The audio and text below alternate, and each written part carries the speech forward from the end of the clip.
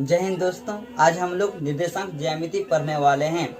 निर्देशांक ज्यामिति पढ़ने से पहले मैं आपको बता दूं कि कल हमने जो सवाल दिया था बनाने के लिए, उन सभी सवाल का सही जवाब यह 10 स्टूडेंट ने दिया है।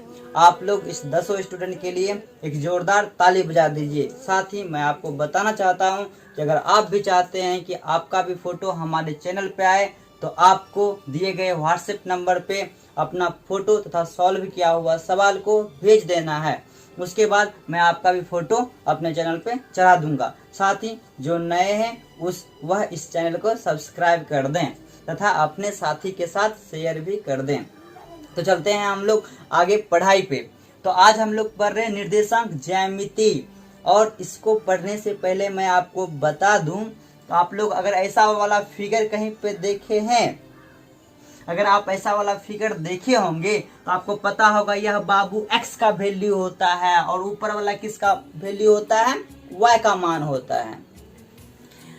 और पता है, और यह जो बाबू होता है ना, यह जो पॉइंट होता है, इसको हम लोग मूल बिंदु कहते हैं। और अगर आपसे पूछेगा मूल बिंदु का वैल्यू कितना होता है, तो मूल बिंदु का वैल्यू 0 0 होता है। और मूल बिंदु से राइट साइड जितना जाएगा वह x का वैल्यू होता है। मूल बिंदु से ऊपर जितना जाएगा वह y का वैल्यू होता है। आपसे सवाल पूछेगा कि x अक्ष पर y का कितना मान होगा, तो बाबू x अक्ष पर y का मान कितना होना चाहिए, 0 होगा। और इसी प्रकार से पूछेगा कि y अक्ष पर x का कितना मान होगा, तो y अक्ष पे बाबू x का कितना मान है, 0। अब आपसे हम पूछते हैं बाबू, अगर मान लीजिए यह बिंदु है, तो इस बिंदु का वैल्यू कितना होगा, आप हमको बताइए। तो यह जो बिंदु है, इस बिंदु का कितना, इसमें बाबू x का कितना वैल्यू है, देखिए तो बिंदु में x का कितना वैल्यू है, देखते हैं। मूल बिंदु से इधर कितना गया है, 2, इसका मतलब x का वैल्यू बाबू 2 हो गया, 2x का वैल्यू हो गया। y का कितना वैल्यू हुआ, तो मूल बिंदु से कितना ऊपर है बाबू, 3 ऊपर है, इसीलिए y का कितना वैल्यू हो गया, 3। उसी प्रकार से बबुआ बताइए आप लोग, इस बिंदु को हम लोग क्या बोलेंगे, x का वैल्यू कितना होगा, 6, और y का कितना वैल्यू होगा बाबू, 4। ठीक है, यह बाबू x का वैल्यू हो गया है, और यह किसका वैल्यू हो गया है, y का। उसी प्रकार से यह x का वैल्यू हो गया है और वह y का। यहाँ पे बाबू 2xy हो गया, इसलिए हम क्या करते हैं, इसमें 1 1 लगा देते हैं, ठीक।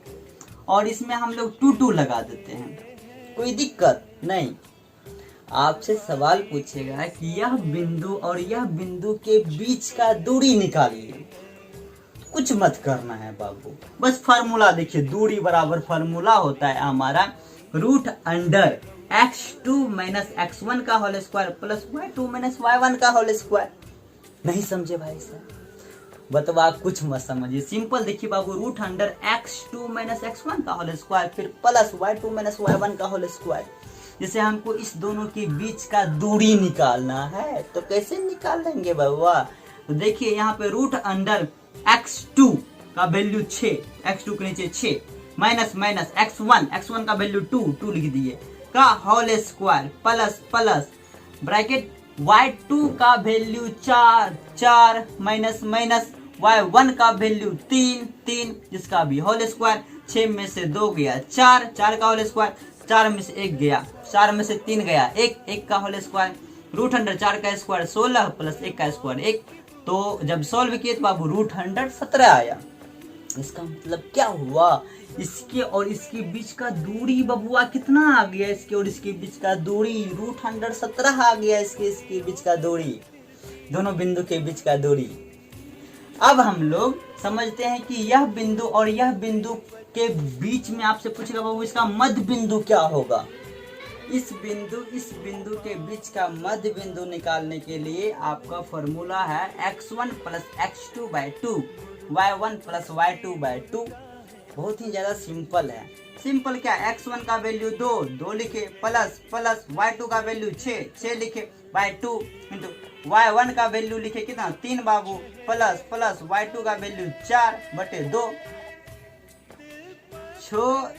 2 6 8/2 प्लस 3 जोड़ 4 7/2 कैंसिल करेंगे बाबू तो 4 आएगा 4, और इसको पॉइंट में अगर लिखेंगे तो 3.5 आएगा। इस प्रकार से इस बिंदु और इस बिंदु का मध्य बिंदु क्या आ गया बाबू 4 और 3.5। इसका मतलब इस बीच में जो मध्य बिंदु होगा बाबू यह 4 होगा और 3.5 आएगा।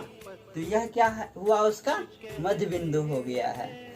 इससे पहले हम लोग के पास सिर्फ 2 बिंदु रहता था, लेकिन अब हमारे पास 3 बिंदु आ गया। 1 बिंदु, 2 बिंदु, 3 बिंदु, और इस 3 बिंदु से क्या बन गया है हमारा एक त्रिभुज बन गया है। आपसे पूछेगा कि यह जो त्रिभुज बन गया है इस त्रिभुज का क्षेत्रफल बताइए। तो त्रिभुज का क्षेत्रफल निकालने के लिए आप लोग पहले हीरोन सूत्र सब पढ़े होंगे, लेकिन यहाँ पे आपको निर्देशांक के अकॉर्डिंग आपको त्रिभुज का क्षेत्रफल निकालना है। तो त्रिभुज का क्षेत्रफल बराबर फॉर्मूला होता है यह।